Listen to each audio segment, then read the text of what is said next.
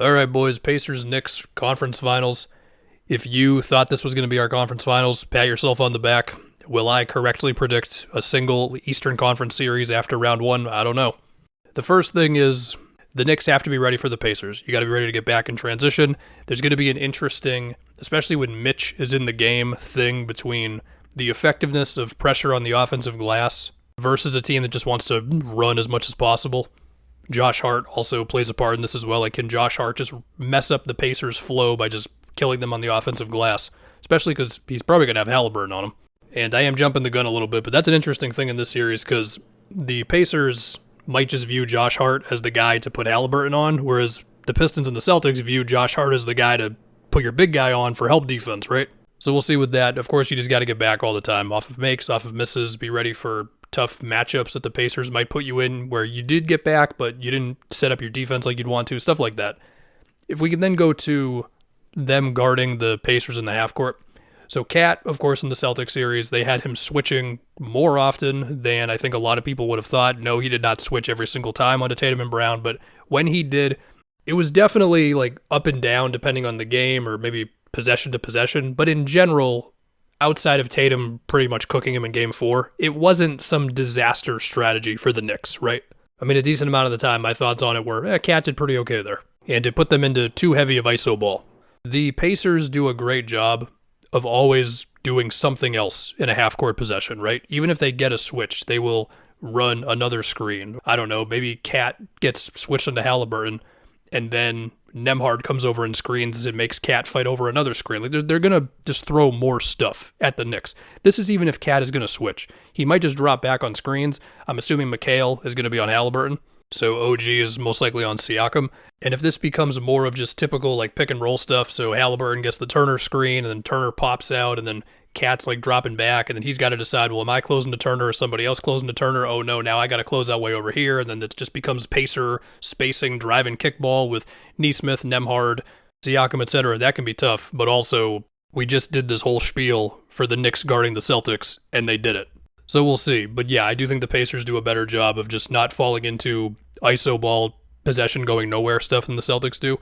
But you're still going to have to make tough shots. And so Halliburton, I mean, he was able to cook against Jarrett Allen switches, some in the Cleveland series. He made some crazy difficult threes in one of those last games there. And so whether it's Halliburton going at a Cat switch or a Mitch switch or OG or McHale or whoever, you're just going to have to cook some more. And, I mean, this is no disrespect to Halliburton, but if this series comes down to which best player can make a difficult jump shot the most, it's tough to bet against Jalen Brunson in this series. Now, speaking of Brunson, of course, the Pacers, they're going to make him play defense. Every team has. Pistons, Celtics. And, I mean, if Brunson is on, I guess, Nesmith or Nembhard, it's going to be one of those two most of the time. It's not just that those guys are going to do the Pacers' little ghost screens or brush screens, whatever you want to call them. I also think they're going to have more, like, off-ball sets, like flare screens, down screens, whatever, to put Brunson in tough spots as well. I also think they could mess with it and have him, like, have to be in the dunker spot at times as well on defense. Now, the Knicks will try to scram switch this stuff out of there, of course, but with the way the Pacers move and with how they push the pace, they can just throw many things at you at once. So there's that. But also defensively, like Mitch, he has just looked better and better as these playoffs have gone on, and when he comes in the game, I'm just expecting like just a level of physicality and everything that, I mean, yeah, like Miles Turner would be dealing with him the most. Siakam would be some as well. He just changes things, man. Like you can do your nice, Pacers sets and everything, and you can try to space Mitch out or whatever, and we'll see how often he plays with Cat in this series. Definitely saw it a decent amount against the Celtics. All that's cool, but then Mitch just messes up your whole flow. Just ask Jarrett Allen from years ago now. Or the Celtics from right now. Now, yeah, the free throw shooting with him, he's at legit 39% on free throws these playoffs. That is a crazy number. I'm probably taking too long to get to Siakam. So first off, Halliburton, Siakam two-man actions, I'm assuming between McHale and OG, they can switch that stuff. But Siakam, he's also going to put Brunson in actions where Siakam could handle the ball or be the screener himself. But we're also going to see Siakam just having to score on OG. I'm just picturing face-ups and post-ups where OG is not going to be giving him an inch.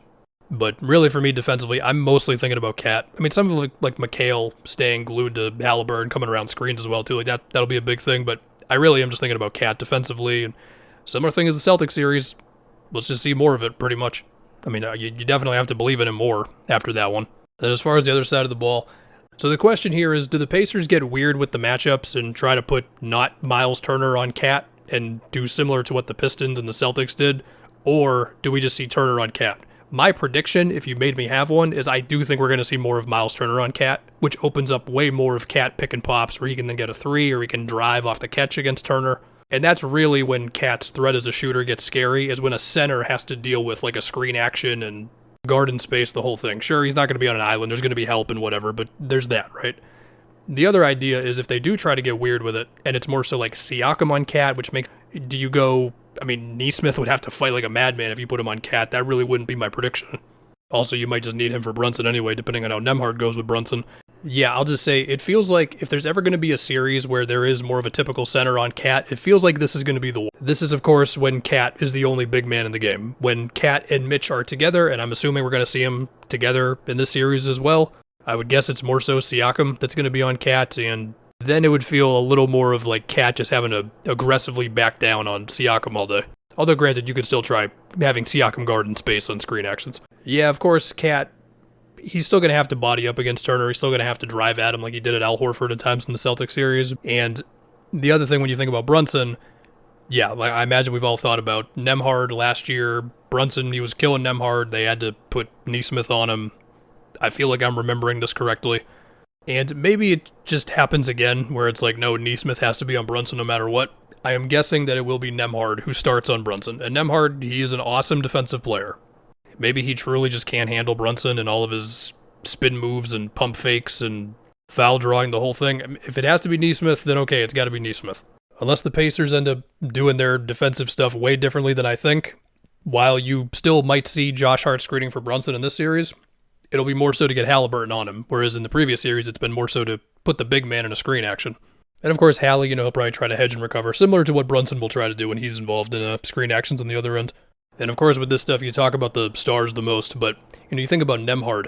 Nembhard is shooting like 55% from the field these playoffs. It's crazy. He's also shooting like 50% on pull-up threes. He's taking like 2 a game, but I don't think the Knicks are going to want to put their defense in rotation because Nembhard puts Cat in a screen action, but also the dude can't miss right now. So that's interesting. Nembhard might also have opportunities to just go at Brunson and ISOs. I mean, one thing with the Celtics, I talked about this semi-regularly, was like, it felt like Drew would have these select moments of not allowing Brunson to relax on defense, and then that would be it. It would be like a little moment.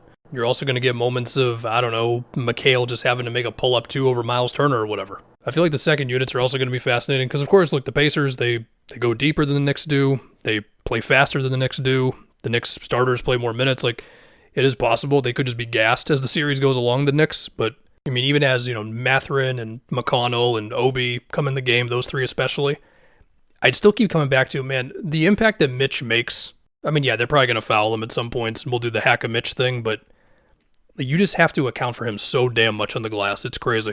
So yeah, where am I at with this series? I guess I'm leaning Knicks. Honestly, it might just be because they scarred me so bad that it doesn't feel right to pick against them at this point, but the Pacers, since 2025 happened and they got it past their first 20 games of Halliburton might be hurt and Nesmith Nembhard being out, they've just been a fantastic team.